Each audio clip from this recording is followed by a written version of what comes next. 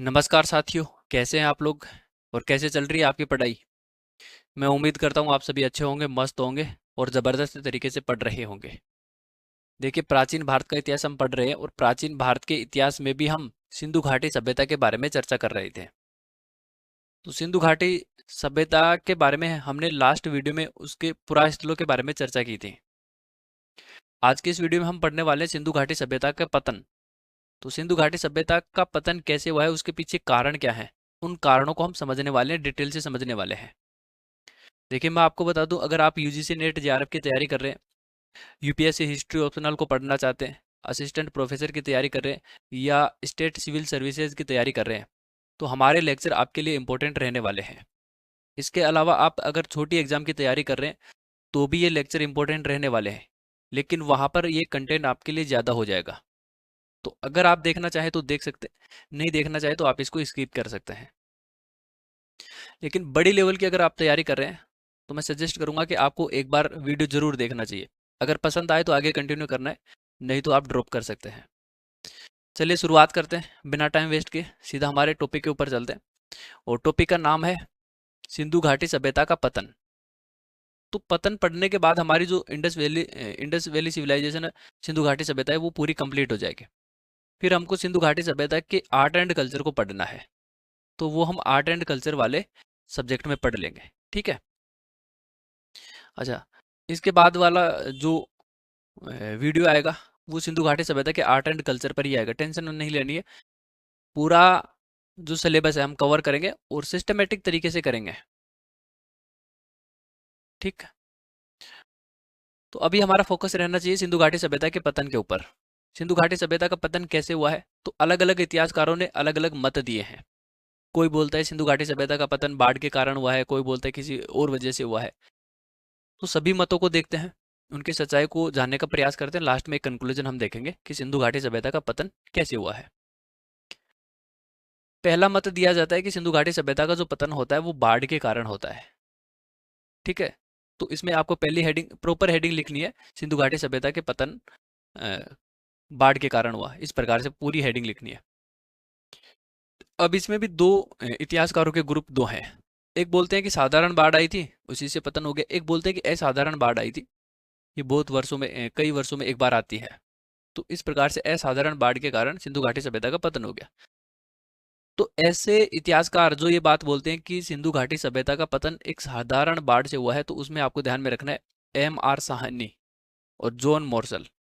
इन दो इतिहासकारों के नाम आपको याद होने चाहिए, क्योंकि छोटी लेवल के एग्जाम में क्या होता है, इस प्रकार से पूछ लेगा कि कथन दे देगा, सुमिलित करने वाला क्वेश्चन पूछ लेगा। ऐसा बड़ी एग्जाम में होता है, छोटे एग्जामों में सीधे सीधे फैक्ट पूछ लेगा कि किस इतिहासकार ने कहा था कि साधारण बाढ़ के कारण सिंधु घाटी सभ्यता का पतन हुआ था। तो इतिहासकार और उनके मत वहां पर पूछे जा सकते हैं।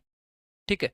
लेकिन रेयर केस होता है कि छोटी एग्जामों में इस प्रकार के क्वेश्चन बने, क्योंकि ये बहुत ज़्यादा डीप हो जाता है उनके लिए। लेकिन बड़ी एग्जामों में ऐसे क्वेश्चन बनते हैं और बने हैं बहुत बार पहले भी, और आगे भी बनते रहेंगे। ठीक है। एक तरफ सिद्धांत दे देगा, एक तरफ इतिहासकार दे देगा, तो सुमिलित करने वाले क्वेश्चन बहुत बार एग्जाम में क्वेश्चन पूछे गए हैं। तो ये इतिहासकार मानते हैं कि हड़प्पा सभ्यता को निरंतर बाढ़ का सामना करना पड़ रहा था।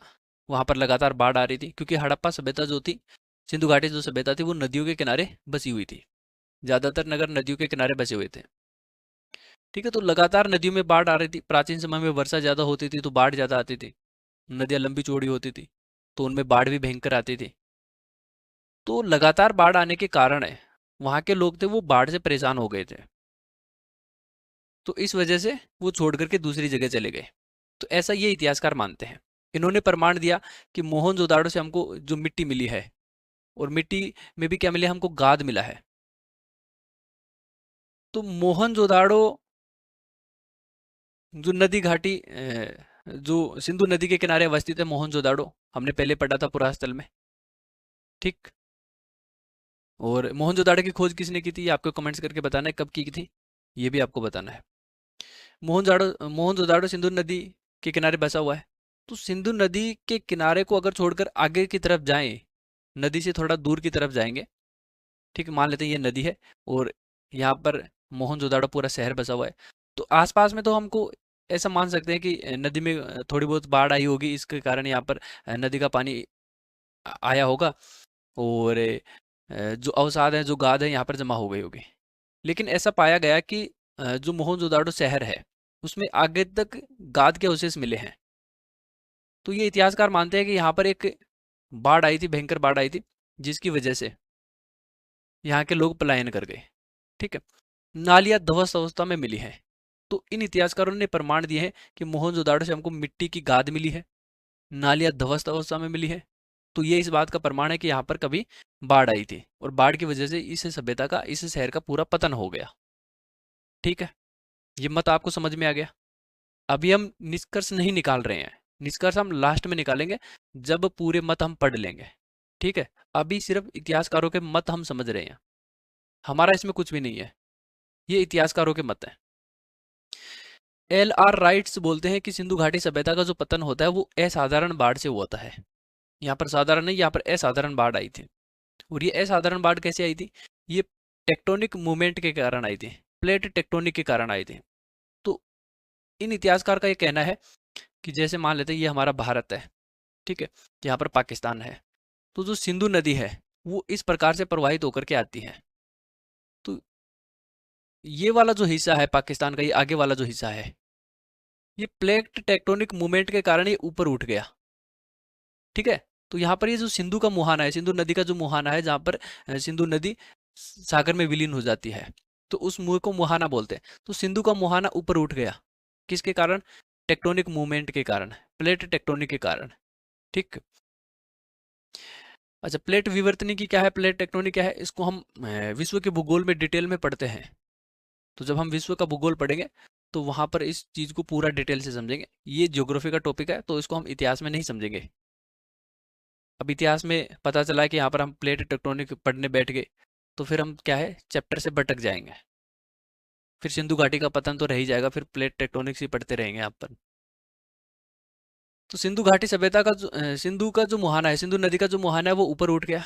ऊपर उठा तो यहाँ पर मेड़ बन गई या पर्वतनुमा आकृति बन गई। तो जिस इसके कारण ये हुआ कि जो सिंधु नदी का जो पानी है वो पीछे इकट्ठा होने लगा। तो यहाँ पर पूरा पानी पीछे इकट्ठा हो रहा है, तो धीरे धीरे फिर वो नगरों में प्रवेश कर गया पानी। तो इस वजह से क्या हुआ कि वहां के लोगों को शहर को छोड़ करके अन्य जगह जाना पड़ा, और पूरी सभ्यता का पतन हो गया। ऐसी बात बोलते हैं, LR राइट्स बोलते हैं। ठीक है। तो सिंधु का महाना ऊपर उठने से एक बांध का निर्माण हो गया, और जब पूरा चारों तरफ पानी पानी हो गया तो पानी में कौन ही रहेगा, तो छोड़ छाड़ के घर दूर चले गए। लेकिन दूसरे लोग ये मानते हैं, अच्छा पहले पूरा ये सिद्धांत देख लेते हैं। नदी का पानी नगरों में प्रवेश कर गया, नगर 100 वर्षों तक पानी में डूबे रहे, फिर यहाँ के लोग अन्यत्र प्लान कर गए। तो ये पूरी थ्योरी है LR राइट्स की। इन्होंने प्रमाण भी ये दिए कि कोट दीजी के पास पहाड़ियों पर बड़ी संख्या में सीपियां मिली हैं। जो सीपियां होती है वो जल में विकसित होती हैं, ये जल में पनपती हैं, ये सागर में पनपती हैं, ये नदियों में पनपती हैं, ठीक है, तालाबों में पनपती है। तो पहाड़ी की चोटियों पर ये सीपियां कर क्या रही थी? तो इन्होंने माना कि कभी पानी पहाड़ियों की चोटियों तक पहुंचा होगा, इतना पानी भरा होगा, और वो सीपियां वहां पर चली गई। ठीक है। मकरान है या मकराना, मकरान तट पर, मकरान तट के 3 जो बंदरगाह हैं, सुतकांगे डोर, सुतकाको और डाबरकोट है, ये तीनों आज वर्तमान में आप देखेंगे तो ये तट से लगभग 30 से 50 किलोमीटर दूर हैं। पहले ये तट पर हुआ करते थे, क्योंकि हमको यहाँ से बंदरगाह शहर के अवशेष मिले हैं कि ये बंदरगाह शहर थे। तो बंदरगाह जो सागर का किनारा है वहां पर डेवलप किया जाता है। ठीक है। तो इतिहासकार ऐसा मानते हैं कि ये जो बंदरगाह शहर थे ये कभी सागर के किनारे हुआ करते थे, लेकिन वर्तमान में आप देखेंगे तो ये सागर से लगभग 30 से 50 किलोमीटर दूर आपको ये अवस्थित दिखाई देंगे। तो इसका मतलब ये है कि यहाँ पर प्लेट टेक्टोनिक मूवमेंट हुआ था, जिसकी वजह से जो भूमि है वो ऊपर उठ गई, सागर से कुछ भूमि बाहर निकली। ठीक है। और यहाँ के आसपास की भूमि ऊपर उठ गई, जिससे सिंधु नदी का पानी पीछे इकट्ठा हो गया और नगरों में चला गया। तो 100 वर्षों तक वो भरा रहा, तो वहाँ के लोग क्या है, वो दूसरे जगह पर चले गए, क्योंकि 100 वर्ष तक वो इंतजार थोड़ी करेंगे। ठीक है, तो ये सारा जो सिद्धांत देते हैं वो एल.आर. राइट से देते हैं। अब इसमें कितनी सच्चाई है कितनी नहीं है वो हम बाद में देखेंगे। अच्छा, कुछ इतिहासकार इसके विपक्ष में तर्क भी देते हैं कि देखिए ऐसा नहीं हो सकता। तो उन्होंने तर्क क्या दिया है विपक्ष में, कई सारे इतिहासकार हैं। उन्होंने ये बताया कि जो सिंधु नदी का पानी है वो तट के पास तीव्र गति से समुद्र में समाहित होता है, क्योंकि सिंधु नदी का जो ढाल है वो ज्यादा है, तो वो तेजी से प्रवाहित होती है। तो इतनी तेजी से जो प्रवाहित हो रही है, और प्लेट टेक्टोनिक के मूवमेंट के कारण जो भूमि ऊपर उठती है वो धीरे धीरे ऊपर उठती है, वो कई वर्षों में या एक वर्ष में ऐसे बोले कि 2-4 सेंटीमीटर ऊपर उठती है। तो ये संभव नहीं है कि प्लेट विवर्तनिकी के कारण सिंधु का जो मुहाना है वो ऊपर उठ गया और वहां पर बांध का निर्माण हो गया। तो ये संभव नहीं है, ये एक काल्पनिक बातें हैं, क्योंकि नदी का पानी तेज बह रहा है। ठीक है, तो यहाँ पर प्लेट विवर्तनिकी के कारण मान भी लें कि भूमि ऊपर उठ रही है, तो वो कई वर्षों में थोड़ी बहुत ऊपर उठती है, तो पानी क्या है उसका कटाव करके वापस समतल कर देगा। तो बांध निर्माण की जैसी संकल्पना ये व्यर्थ है। डेल्स ये बोलते हैं, डेल्स महोदय जो कि इतिहासकार है, डेल्स को बाढ़ के बाद भी सिंधु घाटी सभ्यता में मानव गतिविधियों के साक्ष्य यहाँ पर देखने को मिले हैं। ठीक है, डेल्स महोदय ये बोलते हैं कि मान लेते हैं कि बाढ़ आई होगी, और बाढ़ आई और वो गाद जो मिला हमको, उसकी अगर कार्बन डेटिंग विधि से उसकी अगर तिथि का पता लगाया जाए, तो जितने साल वो पुरानी है उसके बाद भी वहां पर कई मानव गतियां देखने को मिली हैं। ठीक है, यानी कि जब गाद जमा हुई उसके बाद भी वहां पर लोग रह रहे थे, मानव गतियां वहां पर देखने को मिली हैं। तो एल.आर. राइट्स का जो कथन है वो यहाँ पर थोड़ा सा आपको ऐसा लगेगा कि वो काल्पनिक बातें कर रहे हैं। ठीक, अभी हम कुछ नहीं बोल रहे, अभी ये इतिहासकारों के मत चल रहे हैं। तो पहला जो सिद्धांत था कि सिंधु घाटी सभ्यता का पतन बाढ़ के कारण हुआ है, वो आपको समझ में आ गया होगा। इसमें भी दो ग्रुप बने, कुछ लोग बोलते हैं कि साधारण बाढ़ से पतन हो गया, लगातार वहां पर बाढ़ आ रही थी तो लोग परेशान हो गए और वो छोड़ छाड़ के दूसरी जगह चले गए। कुछ लोग बोलते हैं कि असाधारण बाढ़ आई थी, प्लेट विवर्तनी के कारण सिंधु का मुहाना ऊपर उठ गया, बांध का निर्माण हुआ, कई वर्षों तक पानी भरा रहा, तो उससे परेशान होकर के लोग अपने घरों को छोड़ करके, नगरों को छोड़ करके दूसरी जगह जाकर के बस गए, और इस वजह से सिंधु घाटी सभ्यता का पूरा पतन हो गया। ठीक, सिद्धांत पहला समझ में आ गया। दूसरे सिद्धांत की हम बात करते हैं। दूसरा सिद्धांत है शुष्कता का सिद्धांत है। ये सिद्धांत ये बोलता है कि सिंधु घाटी सभ्यता का जो क्षेत्र है उसमें शुष्कता आ गई, पानी की कमी आ गई। कैसे आई है उसको थोड़ा सा हम देख लेते हैं। इतिहासकारों की बात करिए तो एम.आर. मुगल, ये आपको ध्यान में रखना है, Aurel Stein, Fairservis, Gurdeep Singh, Amalananda Ghosh, ये सारे इस सिद्धांत के पक्ष में अपना तर्क देते हैं। क्या क्या बात बोलते हैं, तो ओरल स्टाइन ये बात बोलते हैं कि परिपक्व काल में जब सिंधु घाटी सभ्यता या सिंधु सभ्यता के जो नगर हैं वो चरम पर थे, उनका बहुत ज्यादा विकास हो चुका था, तो परिपक्व काल की कुछ विशेषताएं पतनशील चरण में दिखाई नहीं देती हैं। तो कुछ ऐसी गतिविधियां थी जो पतनशील चरण में हमको दिखाई नहीं देती हैं, जैसे बांधों के अवशेष। ये जो बांध बने थे ये परिपक्व काल में ही बने थे, बाद के समय में बांधों का निर्माण नहीं हुआ था। अब बांधों का निर्माण नहीं हुआ है इसका मतलब ये है कि पानी की कमी आ गई थी, शुष्कता आ गई थी। पक्की ईंटों की नालियां, जो पक्की ईंटों की नालियां मिली हैं उनकी तिथि परिपक्व काल की है, तो बाद के समय में पक्की ईंटों से नालियां नहीं बनाई गई थी। तो पक्की ईंट बनाने के लिए पानी चाहिए। दूसरी चीज ये कि नालियों में पानी आने के लिए पानी चाहिए, तो जब पानी ही नहीं है, शुष्कता है, तो नालियां क्यों ही बनाई जाए। तो ऐसा बात बोलते हैं ओरेल स्टाइन।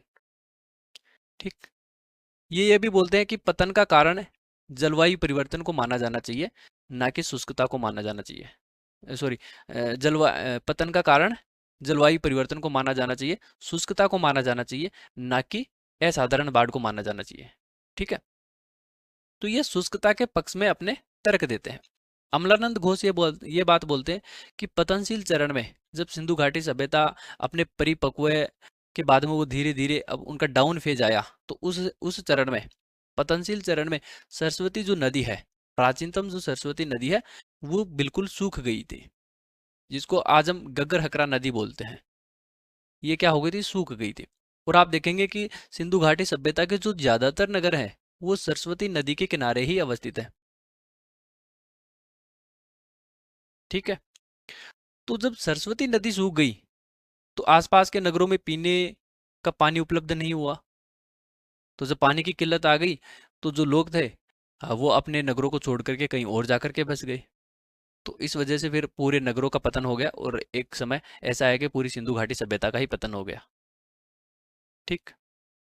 तो शुष्कता के परिणाम स्वरूप ये हुआ कि उत्पादन में कमी आई, आगजनी की जो घटनाएं हैं वो बढ़ने लगी। तो इससे जीविका का संकट उत्पन्न हुआ और लोग दूसरी जगह जाकर के बस गए। तो ये है शुष्कता का सिद्धांत। शुष्कता के सिद्धांत में शुष्कता के सिद्धांत के पक्ष में तर्क कौन कौन देते हैं? उनमें आपको ओरेलस्टाइन, अमलानंद घोष, इन दोनों का नाम तो आपको याद रखना ही है।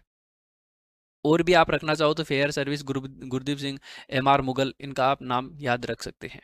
ये बहुत बार पूछ लिया जाता है। ठीक है। कि निम्नलिखित में से किन इतिहासकारों ने सिंधु घाटी सभ्यता के पतन के संदर्भ में शुष्कता का सिद्धांत दिया था?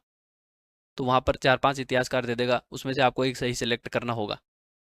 तो ये सारे नाम आपको याद रहेंगे या आपने 2-3 बार पढ़े हैं, तो वहां पर आप क्लिक कर पाएंगे कि ऐसा हमने कहीं पर सुना होगा। ठीक है। 2 सिद्धांत अभी हम पढ़ चुके हैं।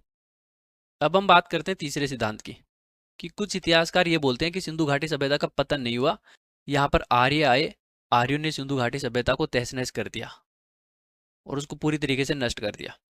ऐसा बात बोलते हैं RP Chandra, Mortimer Wheeler, Gordon Childe, DH Childe. ये जो इतिहासकार हैं, ये ये सिद्धांत देते हैं कि आर्यों के आक्रमण के कारण सिंधु घाटी सभ्यता का पतन हुआ है। अब इन्होंने तर्क दिया है। कैसे तर्क दिया है? ये इतिहासकार बोलते हैं कि ऋग्वेद में इंद्र को पुरंदर कहा गया है। ऋग्वेद में इंद्र को क्या कहा गया है? पुरंदर कहा गया है। और पुरंदर का मतलब होता है कि जो दुर्गों को नष्ट करने वाला। तो हड़प्पा सभ्यता के गढ़ी क्षेत्र, जिसको पहले पुर कहा जाता था, तो पुर का संहार करने वाले को पुरंदर कहा जाता है। तो इंद्र पुरंदर था। इसका मतलब ये हुआ कि इंद्र ने सिंधु घाटी सभ्यता का संहार कर दिया, उसको नष्ट कर दिया, उसका विनाश कर दिया। ठीक है। ऋग्वेद में हरि यूपिया युद्ध का भी उल्लेख हमको मिलता है। हरि यूपिया युद्ध, हरि यूपिया, व्हीलर ये बोलते हैं कि जो हरि यूपिया है ये पहले हड़प्पा का नाम हुआ करता था और यहाँ पर एक युद्ध हुआ जिसको हरि यूपिया युद्ध बोलते हैं और उसका उल्लेख ऋग्वेद में मिलता है। ठीक है। इसका मतलब ये हुआ कि यहाँ पर कभी आर्यों ने आक्रमण किया था और आर्यों ने सिंधु घाटी सभ्यता के लोगों के साथ युद्ध किया था। उसको हम क्या बोलते हैं? हरि यूपिया युद्ध बोलते हैं। ठीक है।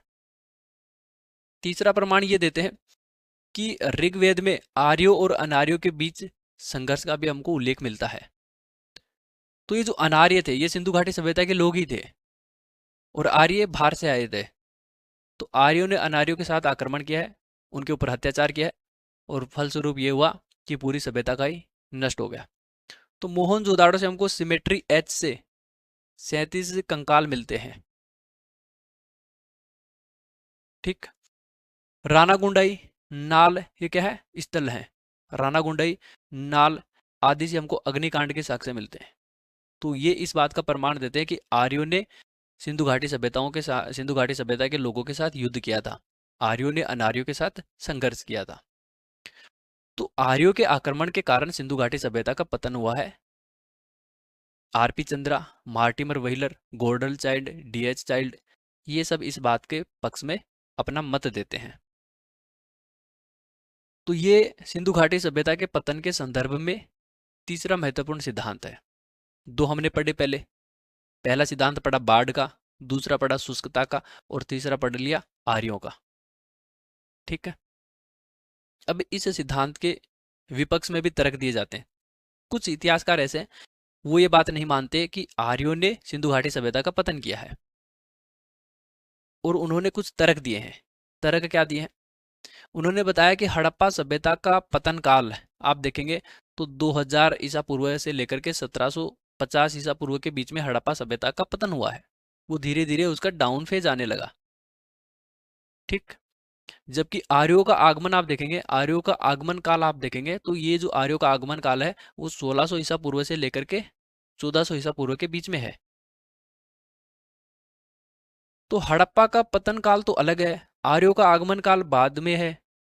तो बाद में आए हुए लोग पहले वाली चीजों का पतन कैसे करेंगे? पतन तो पहले ही होता रहा है। ठीक है। ये ठीक वैसा ही है जैसे मान लेते हैं कि ए की मृत्यु हुई जनवरी में और बी ने जन्म लिया फरवरी में, तो एक धारणा बन गई कि जो बी है उसने ए को मार दिया। ए तो पहले ही मर गया था, जनवरी में ही मर गया था, जबकि जन्म लिया है बी ने बाद में फरवरी में। तो बी ए को कैसे मार सकता है? ठीक ऐसे ही आर्य हड़प्पा सभ्यता का पतन कैसे कर सकते हैं? हड़प्पा सभ्यता का पतन तो 1750 में हो चुका था, पहले कंप्लीट हो चुका था पूरा, और आर्य 1600 ईसा पूर्व में आए हैं। तो ये तो लगभग 50 साल बाद में आए हैं। कंप्लीट पतन होने के 50 साल बाद में वो लोग वहां पर आए हैं।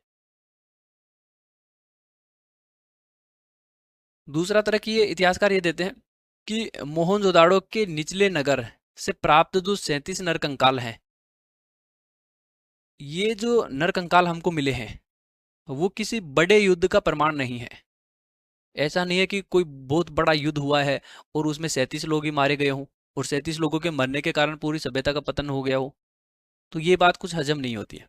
ठीक है। तो केनेडी जो कि इतिहासकार है वो ये बात बोलते हैं कि जो 37 नरकंकाल हमको मिले हैं ये महामारी के कारण वहां पर महामारी फैली और उसके कारण लोगों की मृत्यु हो गई, उसको एक साथ दफना दिया। तो सिमेट्री एच स्थान से हमको यहाँ पर 37 नरकंकाल मिलते हैं। ये युद्ध के कारण मरे नहीं है, ऐसा बात कौन बोलते हैं? केनेडी बोलते हैं। डीडी कोसाम्बी ये बात बोलते हैं कि इंद्र ने जो बस्तियां तोड़ी हैं वो हड़प्पा के बाद की हैं, वो उत्तर हड़प्पा काल की है, ना कि हड़प्पा काल की। वो हड़प्पा के बाद की हैं।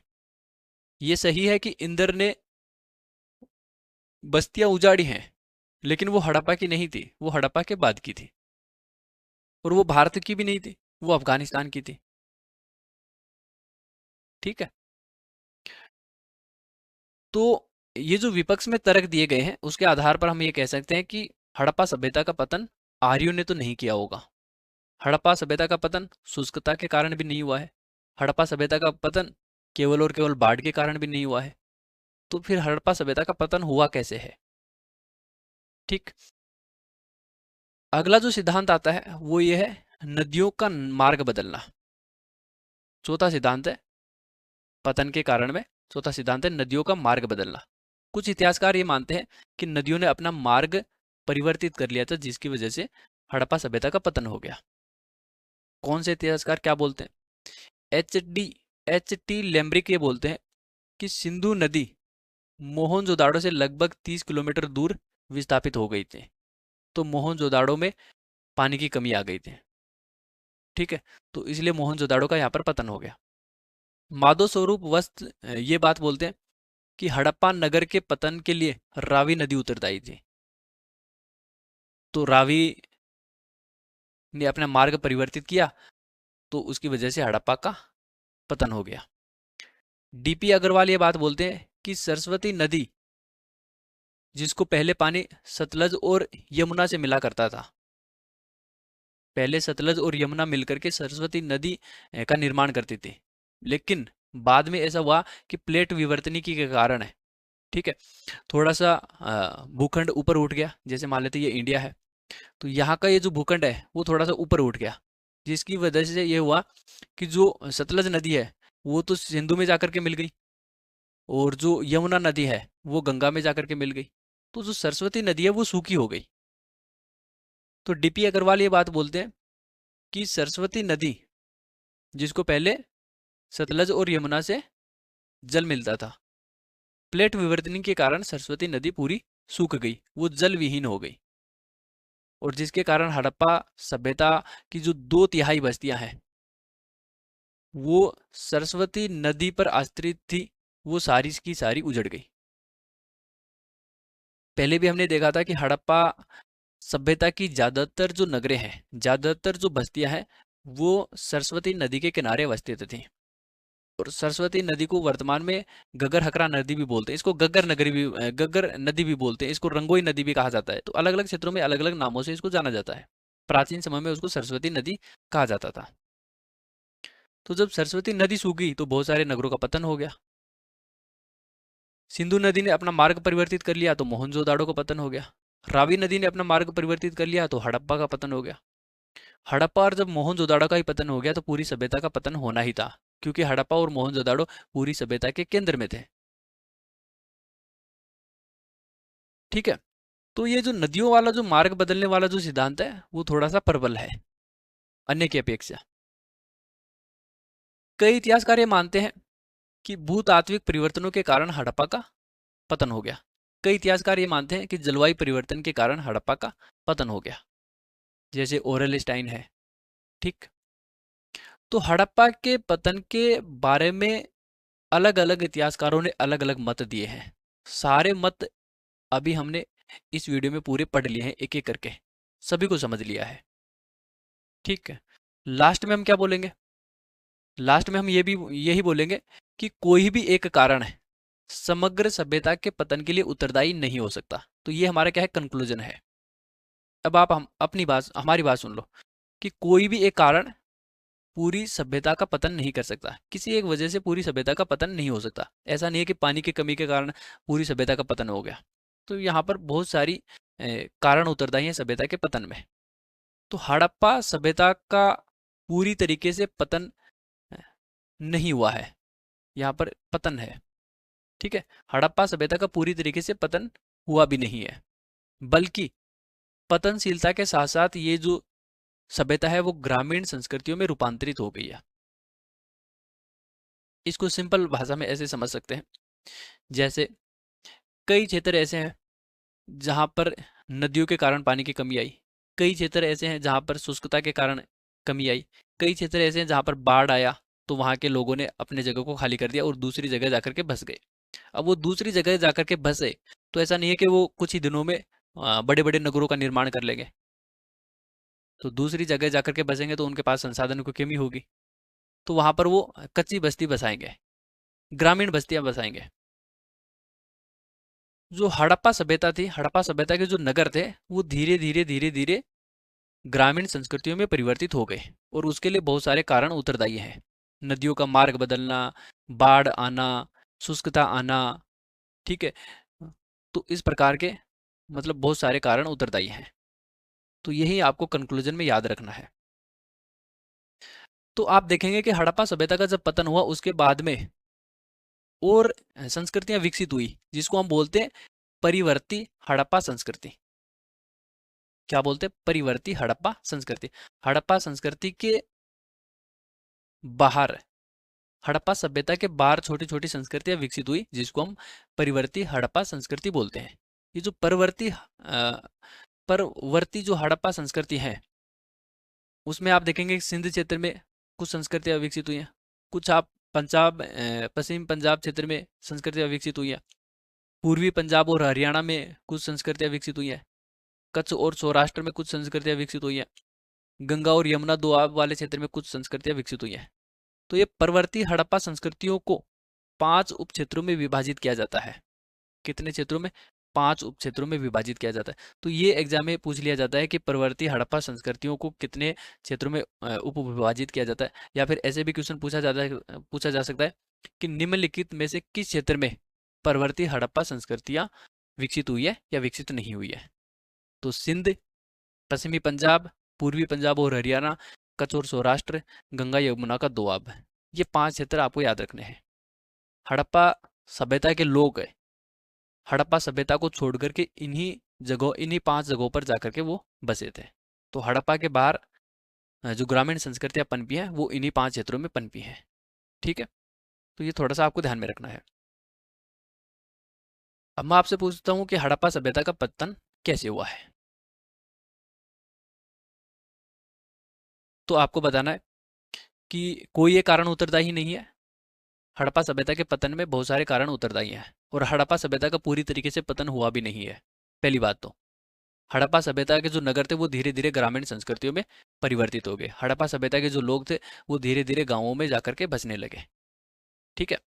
आज आप महानगरों को देखते हैं तो एक समय ऐसा आएगा कि महानगरों से लोग महानगरों को छोड़ करके गांव में जाकर के बसेंगे, क्योंकि लोग बोर हो जाएंगे नगरों से।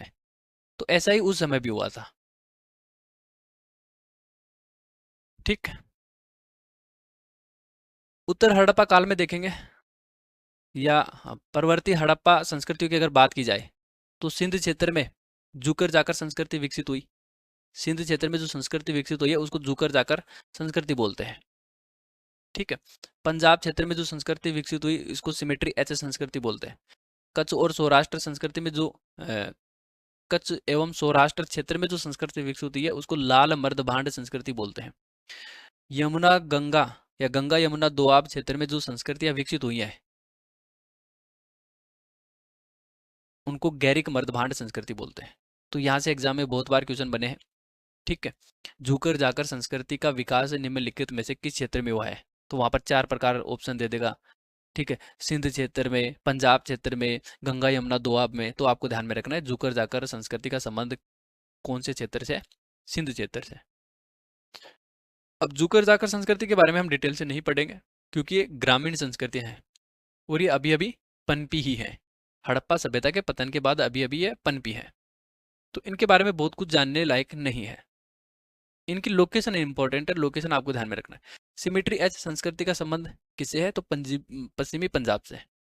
लाल मर्दभांड संस्कृति का संबंध किससे है? कच्छ एवं सौराष्ट्र यानी कि गुजरात से। गैरिक मर्दभांड संस्कृति का संबंध किससे है? गंगा यमुना दोआब यानी कि उत्तर प्रदेश वाले क्षेत्र से। ठीक है। तो आज के इस वीडियो में हमने हड़प्पा सभ्यता का पतन कैसे हुआ है उस चीज को समझा है, सारे कथन देखे हैं और लास्ट में अपना एक कंक्लूजन भी देखा है। ठीक है। तो ये सारी चीजें आपको ध्यान में रखनी है। परवर्ती जो हड़प्पा संस्कृतियां हैं उनको भी थोड़ा सा आपको ध्यान में रखना है, उनकी लोकेशन आपको पता होनी चाहिए। तो सिंधु घाटी सभ्यता हमारी कंप्लीट होती है यहाँ पर।